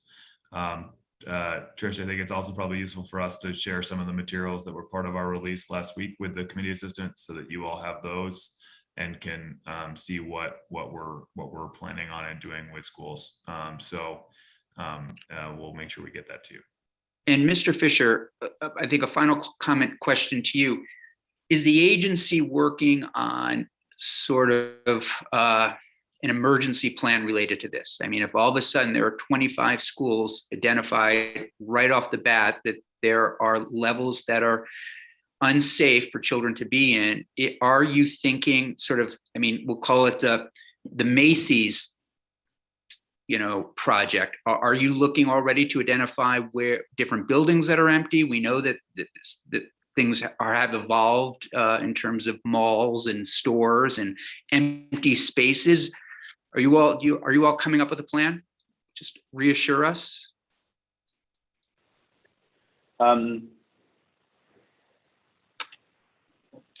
You're not helping. We need to hear it right away. What I would say is, one of the things that has been, an item of interest for us in this is that this program is going on while we're also having a broader conversation about facilities. And I don't think this is reassuring, but I will inject something that Dr. Briggs Campbell, who I should call out and say is one of the other folks from the AOE assigned to this project with myself to work with Trish and the team. Unfortunately, Senator Lyons, if you were remembering more infrastructure stuff from schools, that was an earlier version of the bill that was then deleted of the federal bill. So unfortunately, a lot of things that we were thinking would be really helpful for these facilities conversations are not in law at the federal level, which is an item of complication. We will be using the PCB, the data from the PCB testing as part of our facilities inventory. And I think we're really eager to continue to work with you all about the resourcing question. I think if we get 25 back, the pandemic has taught me not to try to speculate too much. If we get 25 back, we're going to need to work with the commissioner and his team and our health department colleagues to figure out what the right solution is there. Obviously, we're hopeful we'll see something different, but there is, we've sort of touched on this a couple times in this conversation. There are some resource questions that are sort of lurking under the surface here that I think this is rightly the venue for those kind of conversations. Not just related as to this as it relates specifically, but as part of the broader facilities. And I know that AOE for one is really eager to have that conversation with you and with your partners in the House. And I think for me, and this is, I would be thinking, and maybe this is the wrong way to think, but I would perhaps consider start asking towns, villages, municipalities to send an inventory of empty buildings, honestly, to say, if this does become the crisis that it very well may, where are students going to go? What is the Macy's equivalent, if you will, in various towns? Because that might be what it comes to. And at least, or as we've recognized through the pandemic, remote learning. So as long as you can leave here today just telling us that you're thinking about these kinds of things and this kind of emergency contingency planning, I think we'll all feel better. And certainly, I don't want to say that we're not thinking about it. But just one thing, and I used to be raining yet more on this sunny afternoon as I dodge the sunlight coming through my window here. I don't want to be providing yet more of an issue, but certainly when we think about the communities where this could potentially happen, I mean, I don't want to say that Burlington was the best case, but Burlington had a sort of a built environment where there were other options. And in many of our particularly our most rural communities, the school is the gathering place. It is the large building. It's where voting happens. You know, it's where the public meetings happen. And so, I mean, I worry about those as well, right? We can potentially find other locations in many other communities, but I worry about the flip side where there is not another building to be had. Absolutely. I just so it sounds like you're thinking about that and asking questions about what remote learning would look like in those communities, or, you know, what just running different scenarios. Great. Any other questions at this point? Okay, thank you all for coming in. We're just going to take a quick 5-minute break. I apologize that we're behind schedule, but let's give everyone an opportunity to just stretch, and we'll come back and pick up with